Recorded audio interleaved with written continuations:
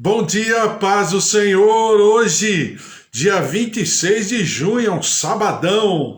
Que Deus te abençoe, que o Senhor se derrame sobre a tua vida, tua casa, tua família, nossos queridos, aqueles a quem nós amamos, do nosso cotidiano, do nosso lar, dos nossos familiares, a nossa mãe, o nosso pai, os nossos filhos, netos, os nossos avós.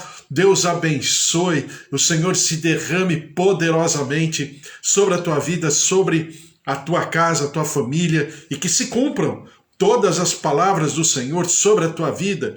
Você não depende de governo, você não depende de situações externas, você não depende de equipamentos, não, você depende do Senhor. É Ele quem norteia a tua vida, é Ele quem estabelece a tua vida, que derrama da sua saúde sobre a tua vida, sobre a tua casa, a tua família. Tudo que acontece ao nosso redor ou ao nosso derredor, né, na verdade são apenas instrumentos de Deus, porque é Deus quem está no controle completo, pleno, perfeito da nossa casa, da nossa vida, do nosso futuro, em nome de Jesus. Por isso que você tenha um sábado maravilhoso, um sábado na presença do Senhor, em nome de Jesus. Bom dia minha tia Rosália, bom dia minha tia Alzira, bom dia aos meus pais, bom dia também ao seu João, dona Dária, seu Toninho, dona Nadir, bom dia a todos que estão conosco aqui, Kátia, Raquel, Deus abençoe a todos vocês, também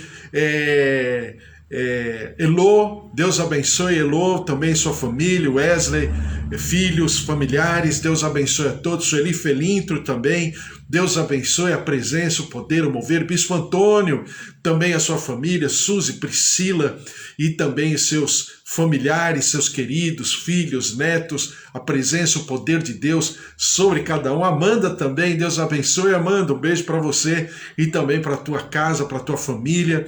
O Senhor esteja sobre todos, em nome de Jesus. Também a Sônia lá de Vinhedo, né? Deus abençoe e o Senhor também abençoe sua casa, sua família, com um bebê novinho. Deus abençoe a Tati, também o seu esposo. Parabéns, o Senhor esteja sobre também a Eva, o Carlos e as filhas, Débora, Raquel, os genros, Fábio, Cris e também o netinho Danielzinho e também a Cristina, que nós estamos orando, né?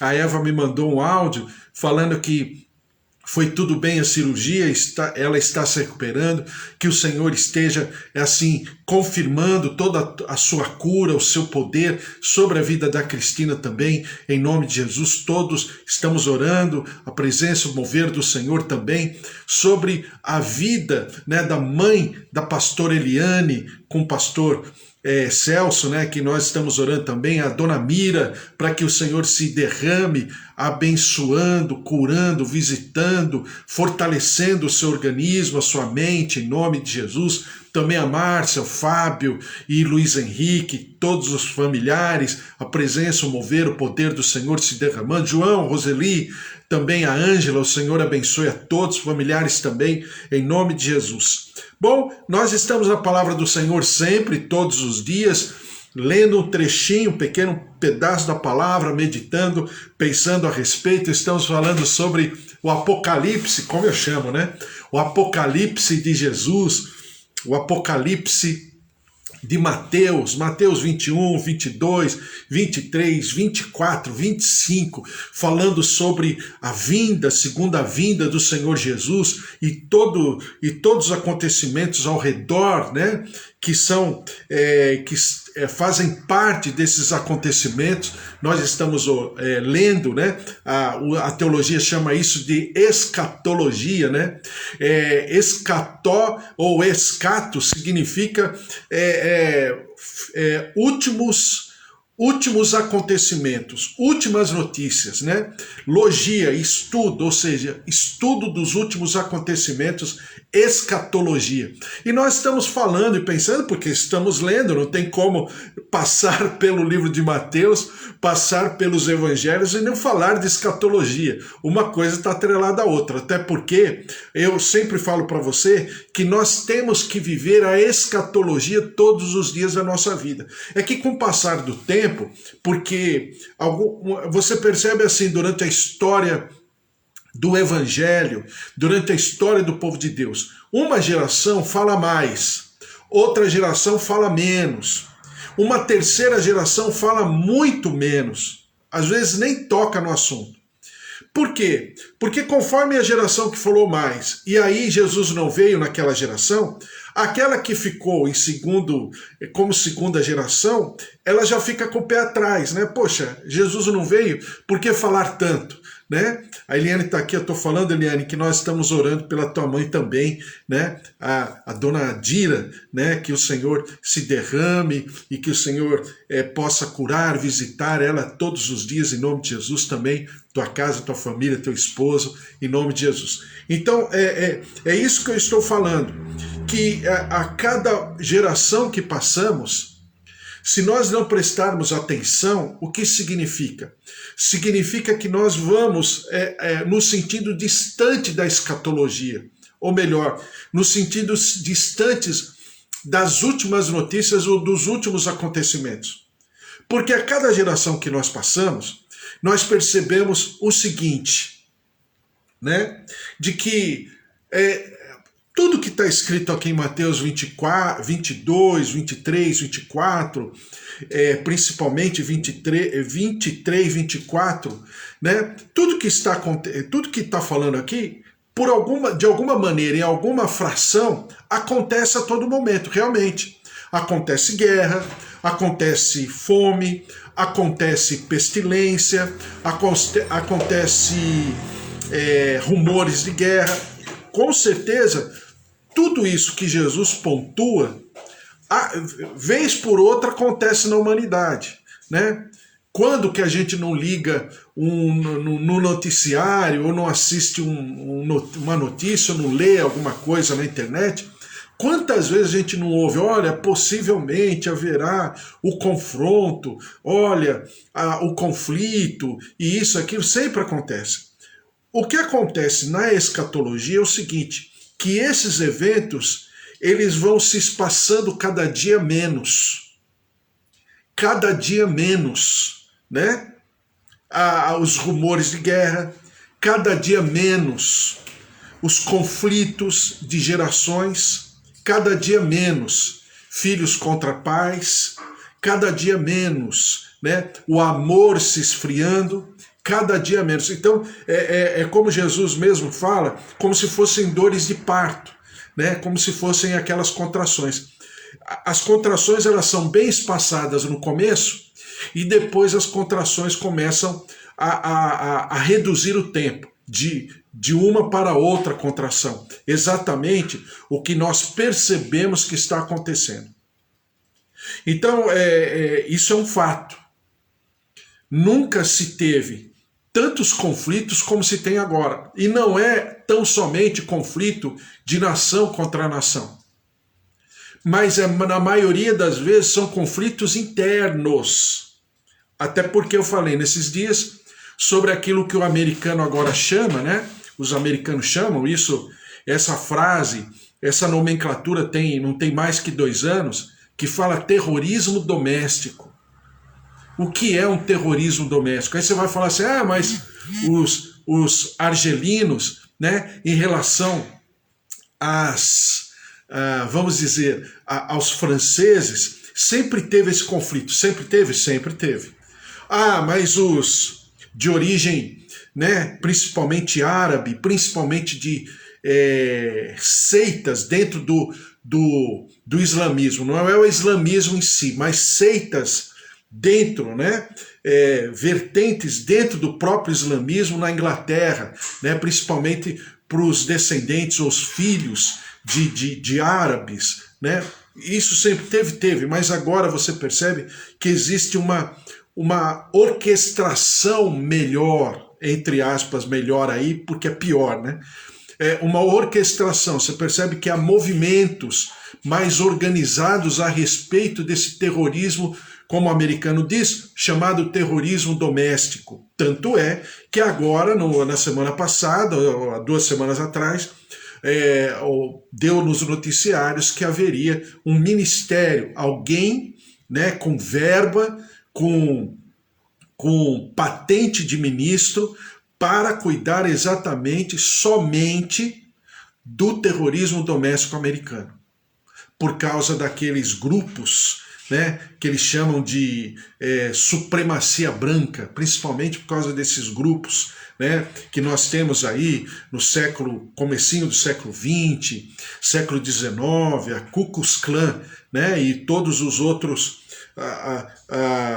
as outras, vamos chamar assim, as outras escolas, né, dessa chamada, entre aspas, supremacia branca, onde uma parte do povo europeu, principalmente dos alemães, dos austríacos, né, sempre tiveram esse tipo, sempre conviveram com esse tipo até de partido, né? Em alguns lugares existe até um partido, são oficiais sobre, entre aspas, chamada supremacia branca. Então você tem todo esse contexto. Eu estou só trazendo aquilo que, de maneira resumida, aquilo que a gente já conversou. Então isso é muito sério. Por quê? Porque para nós que somos de dentro, para nós que convivemos com a palavra de Deus, são aparências de escatologia. Agora, se Jesus virá hoje, ou amanhã, ou demorará 1 ano, 2 anos, 10 anos, 100 anos, isso não nos compete. Jesus deixa isso muito bem claro. Só no capítulo 24 ele fala 3 vezes. Só no início do capítulo 25 ele fala mais uma vez na parábola das 10 virgens. Então você percebe que Jesus a todo momento, como Deus também falava no Antigo Testamento e também fala no Apocalipse, ele não, e no livro de Atos capítulo 1, ele não quer que nós saibamos o dia de uma maneira a estabelecer um calendário, mas ele fala sobre a cronologia dos fatos, dos acontecimentos. Então nós precisamos, como servos de Deus, entender o que Deus deseja de nós. Ele deseja de nós o seguinte, que nós vivamos como se Jesus voltasse agora, já, daqui a 10 minutos. Mas ele quer que nós trabalhemos, tenhamos conscientemente uma tarefa de que ele está voltando e, portanto, nós temos a responsabilidade, não apenas de nos prepararmos, mas preparar aqueles que estão ao nosso redor. É pregar o evangelho, é fazer grandes conferências a respeito também, mas principalmente viver esse evangelho escatológico, esse evangelho de reino, de um reino que está por vir, de um reino que está por ser estabelecido, instaurado sobre o planeta Terra e sobre o universo. É assim que nós temos que andar, é assim que nós temos que viver, porque quando nós pensamos dessa maneira, todas as outras coisas são apenas detalhes, são acessórios. Se tiverem, amém. Se não tiverem, não farão falta. Por quê? Porque o meu objetivo, o meu projeto de vida é a morada celestial. Por quê? Porque caso Jesus não volte, eu posso morrer daqui a 10 minutos, daqui a 5 minutos. Então o que Deus quer é isso. E quando Deus deseja dessa maneira, nós confrontamos com algumas partes da teologia que não falam assim de uma maneira tão assintosa, tão vigorosa como deve ser falado e como entendemos pelas palavras de Jesus que deve ser feito. E isso é preocupante. Isso é muito preocupante. Então, dando vazão a isso, Mateus capítulo 24, versículo 45 diz assim, eu vou ler Mateus 24, versículo 45. Quem é, pois, o servo fiel e prudente, a quem o Senhor confiou os seus conservos para dar-lhes o sustento a seu tempo? Bem-aventurado aquele servo a quem seu Senhor, quando vier, achar fazendo assim. Então é feliz o homem de Deus, a mulher de Deus, que quando o Senhor voltar, for achado dessa maneira. O quê? Trabalhando para o Senhor. Não importa. Eu sempre falo para você, essa coisa que se tinha antigamente, né, do trabalho eclesiástico, vamos chamar assim, né, o trabalho de igreja, é diferente do trabalho cotidiano. A gente falava antigamente, né, e ainda se fala muito, a vida secular e a vida de igreja. A vida de um servo de Deus e a vida da pessoa lá no trabalho secular. E essas nomenclaturas, elas não têm constatação teológica para isso. Por quê? Porque é uma vida só, porque é uma palavra só, porque é uma maneira de viver só, não existe duas coisas. Né? Eu já falei para você o que um grande musicista, poeta, né? Um homem das letras, né? Que se chama João Alexandre, um grande músico, né? Que ele faz, ele trabalha principalmente músicas evangélicas, de cunho, né, sacro, clássico, ou então até mesmo gospel. E ele fala, alguém perguntou uma vez para ele, olha, o que você acha da música sacra, a música evangélica e a música do mundo? Ele respondeu assim para a pessoa, olha, não existe nem música do mundo, nem música sacra. Existe música boa e música ruim. Então, é esse sentimento que nós temos que ter. Porque senão, nós ficamos colocando tudo em caixinha. E nós todos que estamos aqui, principalmente nós que já temos uma certa idade, sabemos que essa coisa de colocar em caixinha não dá certo. Porque não a caixinha não protege, ela não santifica ninguém, né? Mas o que santifica a pessoa é o seu coração, o seu sentimento, a sua relação pessoal com Deus. E não é se ela está cantando uma música que fala mais de Jesus ou menos de Jesus, que tem o nome de Jesus na música e a outra que não tem o nome de Jesus. Então a que tem o nome de Jesus é uma música santa. A que não tem o nome de Jesus é uma música profana. Não, não é essa a questão. A questão é de sentimento, de coração. Então, quando o Senhor Jesus fala assim, bem-aventurado aquele servo a quem seu Senhor, quando vier for achado fazendo assim, ou seja, vivendo uma vida, não tendo duas vidas, porque senão a gente incorre no erro, o erro da hipocrisia, o erro da máscara.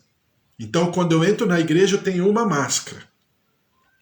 Quando eu saio da igreja e vou ser pai, por exemplo, vou ser pai de família, então eu coloco uma outra máscara, isso aí já faliu. Essa retórica já deu errado, já foi destruída. Não tem consistência. Então é assim que nós devemos viver e é assim que nós devemos ensinar. Não é? Por quê? Porque senão a gente começa a colocar tudo em caixinha e essas caixinhas já faliram também. Já não dá mais certo. Diz aqui, em verdade vos digo que lhe confiará toda a filmagem, né? A filmagem vai estar bem. Desculpe, está entrando aqui a todo momento, tanto no Facebook como no Instagram, uma oscilação de sinal. Fique tranquilo, mesmo que o sinal não estiver chegando, depois quando eu subir os vídeos, colocar no Facebook, no Instagram, na edição, quando eu for editar, vai ficar tudo direitinho. A imagem, o som, o áudio, tá? Me perdoem, eu não sei o que está acontecendo, mas está havendo oscilação de sinal. Me perdoem. Diz assim, e passar a espancar os seus companheiros e a comer e a beber com ébrios, virá o Senhor daquele servo em dia em que não espera, em hora que não sabe, e castigá-lo-á, lançando-lhe a sorte com os hipócritas. Ali haverá choro e ranger de dentes. Então, mais uma vez, Jesus está deixando muito bem claro por que Deus não quer que eu saiba o dia e a hora. Porque Deus quer que eu tenha o desejo de viver com Ele. não é porque eu tenho que fazer, né, uma conciliação de contas. Então, durante todo o ano, eu vou fazer o que eu quiser na minha vida financeira. Aí chega no final do ano, aí eu vou fechar minha conta para fazer o imposto de renda? Não, Deus não é um auditor fiscal. E eu não sou um contribuinte do reino, né? Até porque o reino não se contribui, o reino se vive. Então o que significa isso? Significa que eu preciso viver a par e passo, a flor da minha pele, o reino dos céus todos os dias da minha vida. Em Atos capítulo 1, versículo 4 diz assim: e comendo com eles, determinou-lhes que não se ausentassem de Jerusalém, mas que esperassem a promessa do Pai, a qual disse ele: de mim ouvistes. Porque João, na verdade, batizou com água, mas vós sereis batizados com o Espírito Santo, não muito depois desses dias. Você perceba que em nenhum momento Jesus coloca prazo. Daqui a 10 dias, daqui a 2 dias, daqui a 40 dias, não. Espera lá, fiquem de prontidão. O mover do Espírito Santo vai selar esse momento como uma nova etapa, como um novo ciclo, uma nova estação, que é a estação da graça. É a estação do ministério do Espírito Santo. Diz aqui: então os que estavam reunidos lhe perguntaram: Senhor, será este o tempo em que restaures o reino a Israel? Respondeu-lhes: não vos compete conhecer tempos ou épocas que o Pai reservou pela sua exclusiva autoridade. Mas aí Jesus vai para o outro assunto. O assunto que interessa não é o tempo, mas é o que eu vou fazer durante esse tempo. Mas recebereis poder ao descer sobre vós o Espírito Santo, e sereis minhas testemunhas tanto em Jerusalém, como em toda a Judéia, Samaria, até os confins da terra. Ditas estas palavras, foi Jesus elevado às alturas, à vista deles, e uma nuvem o encobriu dos seus olhos, estando eles com os olhos fitos no céu, enquanto Jesus subia, eis que 2 varões vestidos de branco se puseram ao lado deles, e lhes disseram: varões galileus, por que estáis olhando para as alturas? Esse Jesus, que dentre vós foi assunto ao céu, virá do modo como viste subir. E realmente é o cumprimento da palavra. Zacarias capítulo 14, versículo 4, já lemos, só estou repassando. Naquele dia estarão seus pés sobre o Monte das Oliveiras, que está de frente de Jerusalém para o Oriente. O Monte das Oliveiras será fendido pelo meio, para o Oriente e para o Ocidente haverá um vale muito grande. Metade do monte se apartará para o norte e a outra metade para o sul. Fugireis pelo vale dos meus montes, porque o vale dos montes chegará até Azal. Sim, fugireis como fugistes do terremoto nos dias de Uzias, rei de Judá. Então virá o Senhor meu Deus e todos os santos com ele. Então a palavra do Senhor fala que o Senhor Jesus virá fisicamente falando, agora não é mais espiritualmente, mas é fisicamente, audivelmente, né? Todos verão, e será um acontecimento tão contundente que virá através de um terremoto, um grande terremoto. Eu já expliquei para você. Quando você vê lá as imagens do Monte das Oliveiras, tem um portal que está chumbado, né? Como se fosse uma entrada principal, fazendo alusão àquilo que está escrito no livro dos Salmos sobre os portais por onde entrará o rei dos reis, né? Então esses portais, eles estão dentro da terra por 2 metros de altura abaixo, né? Que é o original. Por que esses 2 metros acima? Porque é tantas vezes que Jerusalém foi destruída e reconstruída. Se você vai lá pro Megido, Alto Megido, né, que eu já falei a respeito, onde acontecerá possivelmente o último conflito chamado Armagedon, naquela região, né, Megido, e Jericó e Jerusalém, são cidades as mais antigas no que tem no catálogo da humanidade, mas também são as cidades mais destruídas e reconstruídas, né? Então esse portal, ele está, vamos dizer assim, em meio aos escombros de praticamente 2000 anos de história, né? E o que se entende de Zacarias é que o Monte das Oliveiras vai trincar por causa desse terremoto e haverá um vale. Esse vale vai alterar todo o leito dos rios ali na região, principalmente, claro, o Rio Jordão, né? E esse vale possivelmente será por onde os judeus creem, inclusive os judeus que não... Até aquele grupo de judeus que não acreditam que Jesus já veio pela primeira vez, mas creem que ele virá para nós segunda vez, para eles a primeira vez, entrará pelos portais, por esses portais, né? E aí outro dia a Amanda estava falando para mim sobre alguma coisa que ela leu, não sei aonde, sobre uma placa tectônica naquela região entre o continente africano e o continente asiático, mesoasiático, naquela região que está se movimentando. Por quê? Eu já falei isso para você por causa daquilo que dizem alguns sobre o desgaste da natureza, né? Aí você vai falar, mas como o desgaste se as placas tectônicas elas estão muito abaixo do terreno visual do planeta Terra, né? São placas que estão abaixo. Sim, são placas que estão abaixo. Mas é como se elas, se houvesse naturalmente falando, um movimento dessas rochas internas e que esse movimento ele está, entre aspas, lubrificado pelo petróleo, né? Mas esse petróleo está sendo retirado, que seria como, eu já expliquei para você, eu entendo, como se fosse assim, o que a gente tem nas articulações, porque a gente tem uma certa quantidade de líquido nas articulações, né? E esse líquido é que faz com que não fique osso com osso, não é? Mas se, por acaso, por alguma razão, esse líquido for retirado ou vazar esse líquido, acontece o quê? Acontece que a articulação ela começa a ficar diferente. Exatamente o que está acontecendo com o petróleo no planeta Terra, né? Ele está sendo retirado, e porque ele está sendo retirado, está havendo uma alteração natural.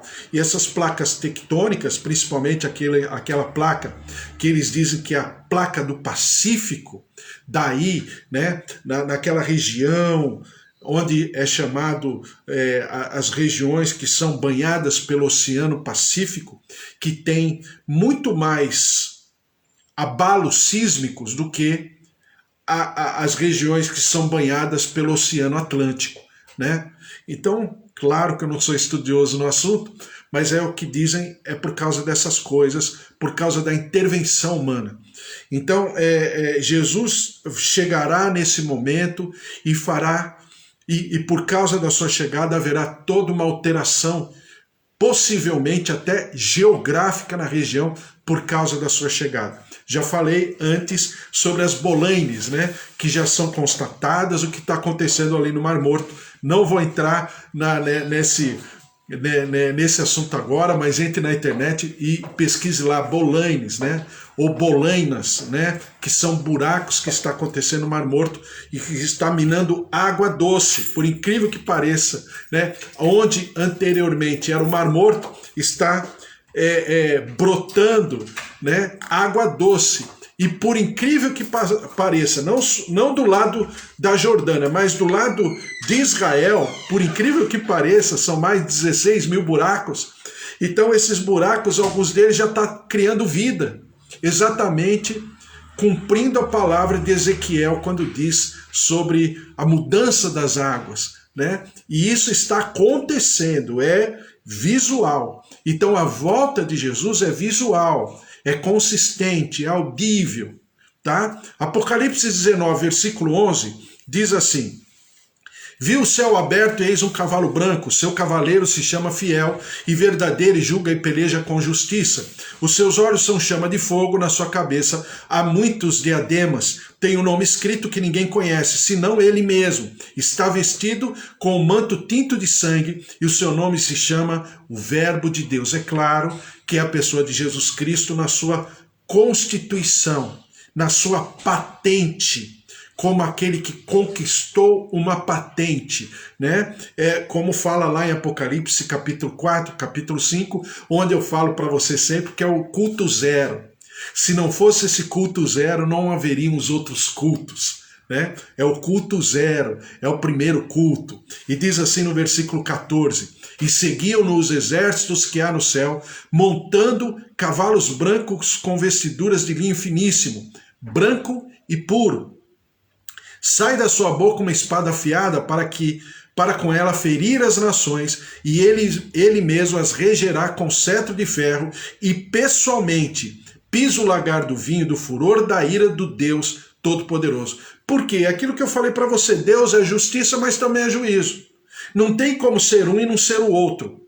Se ele é um ser equilibrado, se ele é justiça, por consequência, é também juízo. Então, uma pergunta que eu fiz nesses dias, né, em um dos textos que eu coloquei, uma das lives que eu coloquei assim, né, a pergunta: por que parece que na segunda vinda de Jesus, Jesus é mais duro? Porque ele está vindo na sua condição de justiça. E se ele está vindo na sua condição de justiça, ele está vindo na sua condição de juízo. Então, o cálice da ira de Deus é um fato. Está falado no Antigo Testamento, está falado no Novo Testamento. E se o cálice da ira de Deus é um fato, como nos vacinar contra o cálice da ira de Deus, porque é um fato? O cálice da ira de Deus aconteceu na humanidade por muitos eventos: dilúvio, as 10 pragas do Egito, né? Ali na Torre de Babel, em muitos momentos da palavra de Deus, Sodoma e Gomorra, junto ao povo de Israel, na invasão de assírios, caldeus, medos, persas, e tudo o que aconteceu e o que tem acontecido ainda até os dias de hoje. Então existe um cálice da ira de Deus, é um fato. Como fazer para não estar vulnerável a esse cálice? O sangue do Cordeiro de Deus, como está escrito aqui. Senão ele mesmo está vestido com manto tinto de sangue, e o seu nome se chama o Verbo de Deus. E seguiam-no os exércitos que há no céu, montando cavalos brancos com vestiduras de linho finíssimo, branco e puro. Por que cavalo branco? O que se diz vamos dizer assim, na cultura daquele momento, daquela época, que cavalo, já falei para você, significa em condição de guerra. Mas cavalo branco significa o quê? Condição de guerra que já venceu. Então o general que entrava numa cidade, numa nação, num território, no reino, de cavalo branco, aquele cavalo branco significava o quê? Que não apenas ele havia vencido com a sua consistência bélica, militar, né? De arma de guerra, mas o cavalo branco significava também o quê? Significava que ele estava ali em vitória, como alguém que havia guerreado e havia vencido.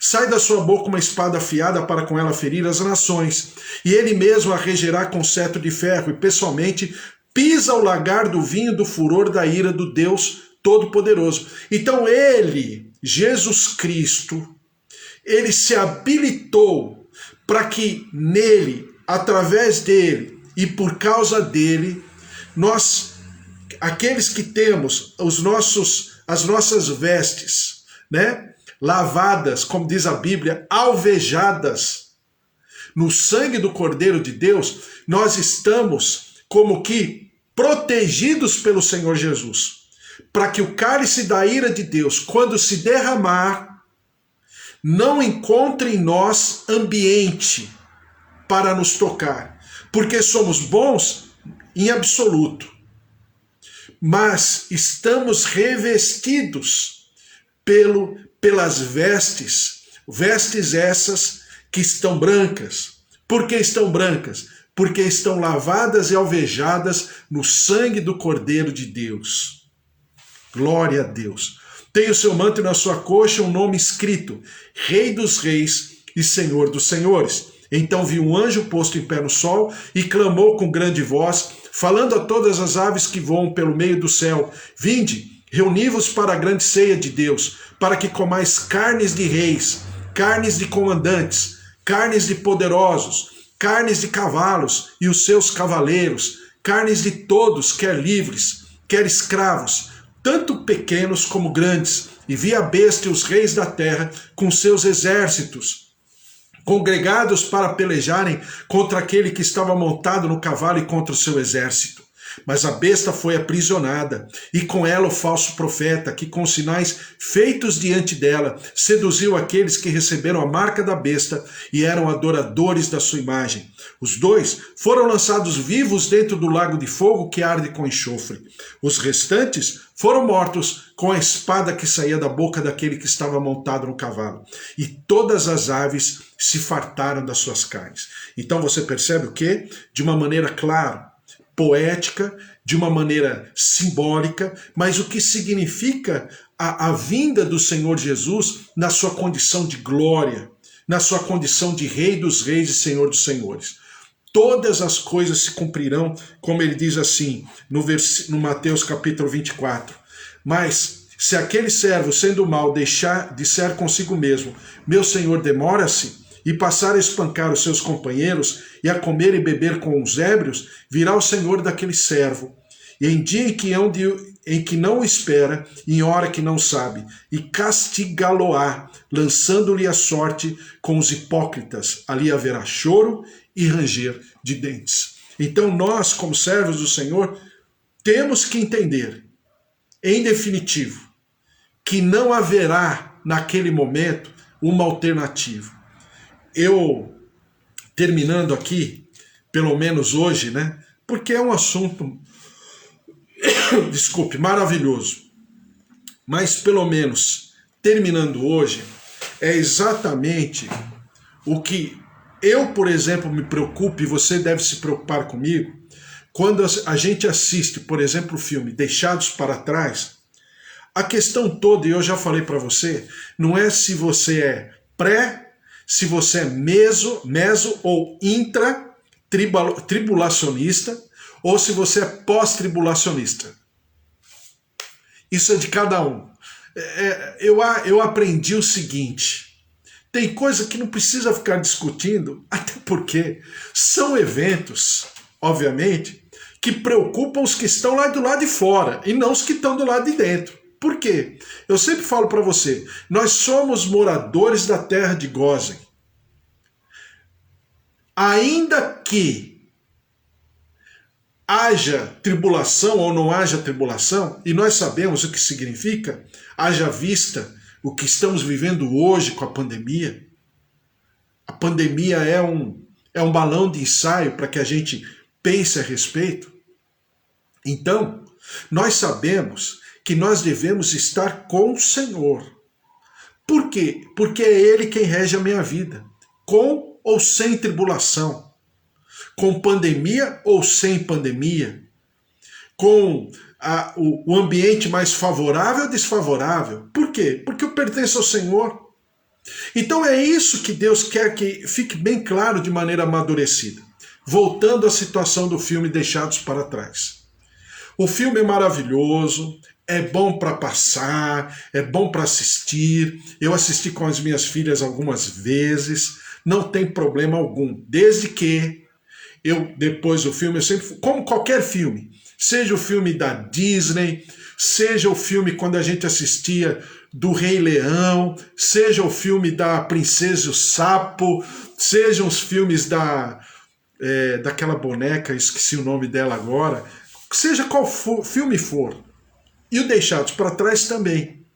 A gente sempre conversa depois do filme, conversava, quando elas eram menores mais ainda, a gente conversava a respeito do filme da seguinte maneira: o que você entendeu do filme? O que Deus falou no teu coração? Porque Deus, aquilo que eu falo para você sempre, nós servimos um ser completamente silencioso, mas isso não significa que ele não fale comigo todo o tempo. Deus é um ser que fala, e ele fala a todo tempo, não obstante ser o ser mais silencioso que eu conheço. Então eu sempre falo para ela: o que Deus falou com você? Eu quero saber o que Deus falou com você. E quando você pega o Deixados para Trás, qual o perigo de um filme como esse? Que é campeão de audiência no meio evangélico, no meio protestante, no meio cristão, católico, é um campeão de audiência. O problema é que a teologia não observa, seja pré, seja pós, seja meso, seja intertribulacionista, seja quem for, a teologia não observa aquilo que está ali no filme. Qual é? Que haverá uma segunda chance. Que é, por exemplo, o que a cultura católica entende como purgatório. É uma segunda chance. Então, o que a Bíblia está dizendo muito claramente, e o que Jesus está falando, e você percebe nos textos de Mateus, agora, quando não vai dar tempo de ler, eu vou ler amanhã, no texto que a gente vai ler em Mateus 25, de que não tem segunda chance. Ou eu me preparo para a volta do Senhor Jesus agora, ou eu penso e avalio a minha vida, faço uma conciliação de contas diante do altar do Senhor e busco e encontro um caminho de arrependimento, ou então eu viverei exatamente aquilo que é o cálice da ira de Deus. Ponto. Era exatamente o que Jesus estava falando para religiosos, entre eles saduceus, herodianos, zelotes, fariseus, não é? Que a gente já leu sobre eles muitas vezes, escribas, rabinos, mestres do templo, sacerdotes, mestres das sinagogas, chefes das sinagogas. Por quê?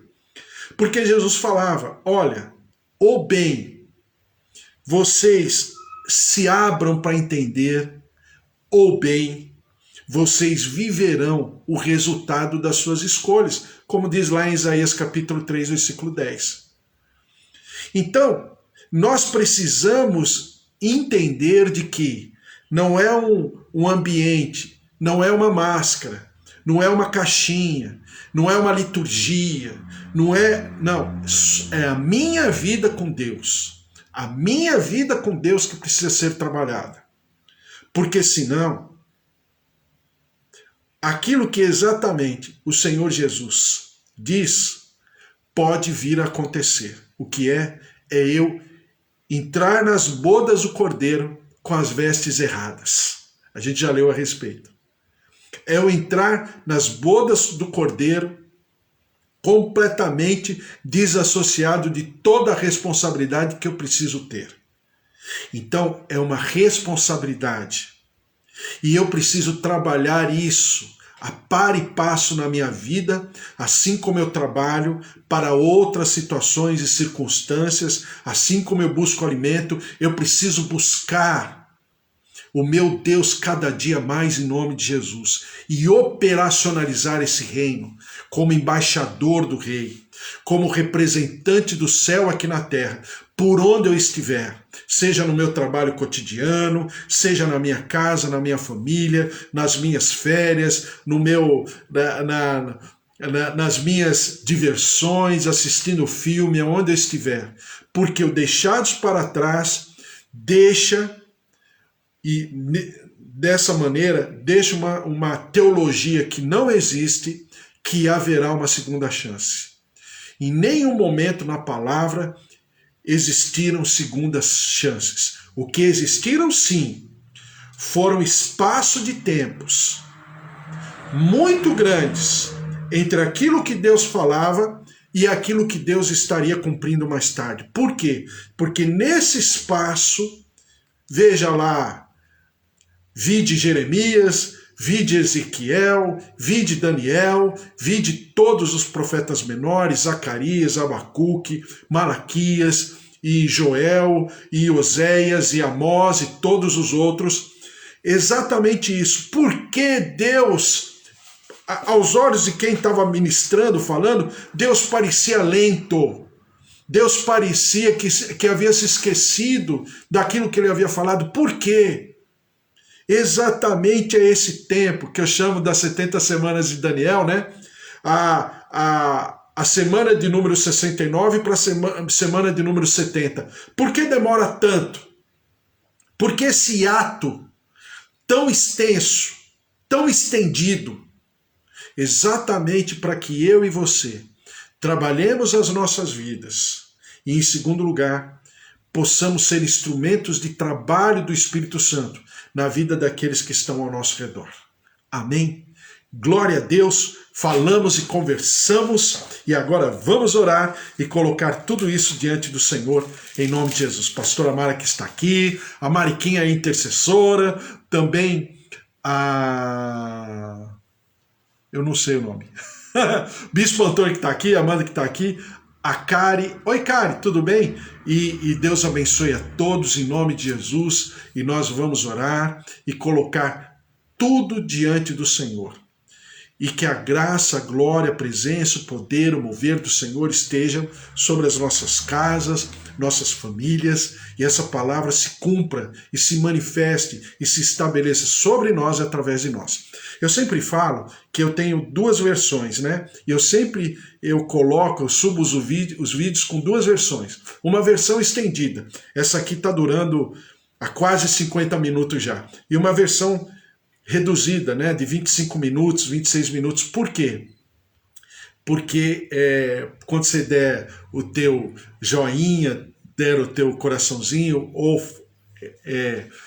sugerir para alguém e quiser passar uma versão menor, a versão menor não tem nem oração nem os cumprimentos, tem mais a parte do estudo mesmo, tá bom? Então dê o teu joinha, converse, mande, divulgue, converse, fale, discuta a respeito, porque é bom, é saudável, e nós precisamos falar sobre o reino dos céus, porque é o que importa, em nome de Jesus. Vamos orar? Senhor, nosso Deus, nosso Pai, nós colocamos a Tua palavra mais uma vez diante do Teu altar, que o Senhor possa suplantar qualquer conhecimento racional, qualquer conhecimento teológico, teórico, didático, e nós possamos, ó Deus, avançar por sobre um conhecimento, por sobre, ó Deus, uma absorção espiritual de tudo aquilo que o Senhor deseja. E por isso é uma tarefa do Teu Santo Espírito.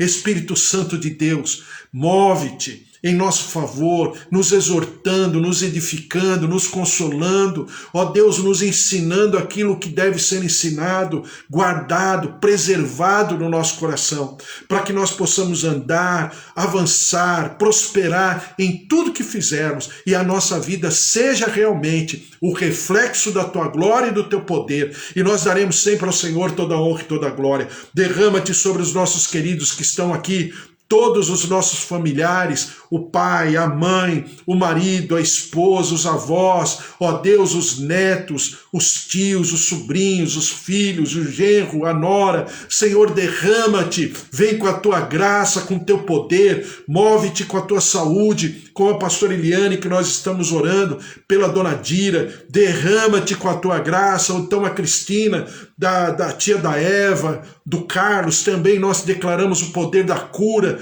da saúde, todos que estão conosco, ó Deus, derrama-te com Teu poder, move-te sobre as famílias, todos aqueles que virtualmente estarão tendo acesso, Senhor, à ministração, à leitura da palavra, esse momento aqui da live e nos outros momentos, em outro horário. Senhor, visita as famílias, visita os lares, visita os casamentos, visita, Senhor, os filhos, visita, ó Deus, os avós, os netos, o sogro, a sogra, genros, noras. Derrama-te com Teu poder, move-te com a Tua saúde, cura, restaura, ressuscita, renova, toca órgãos, ó Deus, sangue, circulação sanguínea, células, recebam a vida, recebam a ressurreição, recebam o poder da saúde. Derrama-te sobre o nosso Brasil, ó Deus de poder. Nós vivemos um tempo tão difícil, de conflitos de narrativas,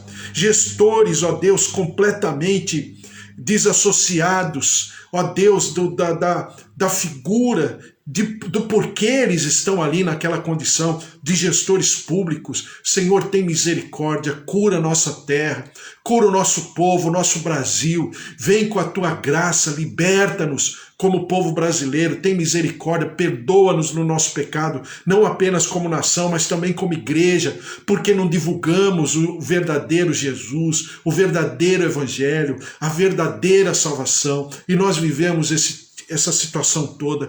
Tem misericórdia, que nós possamos despertar pela tua misericórdia e viver o evangelho do reino, a flor da nossa pele, e nós daremos sempre ao Senhor todo louvor, toda honra e toda glória. Derrama-te sobre o nosso sábado, sobre o nosso final de semana.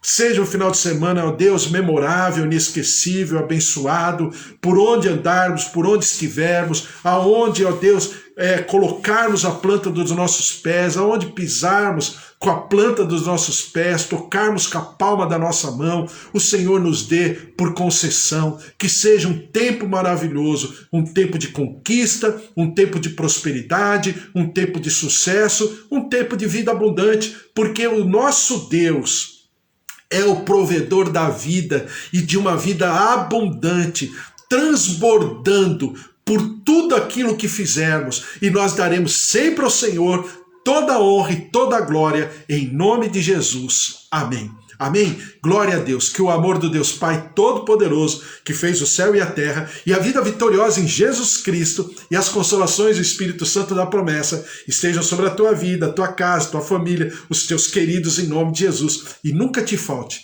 nem coisa pequena nem grande, mas em tudo você viva aquilo que diz a palavra, você viva aquilo que é bom, perfeito e agradável, porque se Deus é por nós, quem será contra nós? Se o Senhor é o nosso pastor, de nada nós teremos falta. Um beijo para você, final de semana maravilhoso, sábado, domingo maravilhosos. Amanhã, domingo, 10 horas, eu estou de volta, e amanhã, porque é domingo, tem às 10 horas e também às 4:30 da tarde. Um beijo para você, fique na paz, um dia especial e maravilhoso. Em tudo que você fizer, você possa prosperar. Deus abençoe, um beijo, tchau, tchau, até amanhã, fique na paz.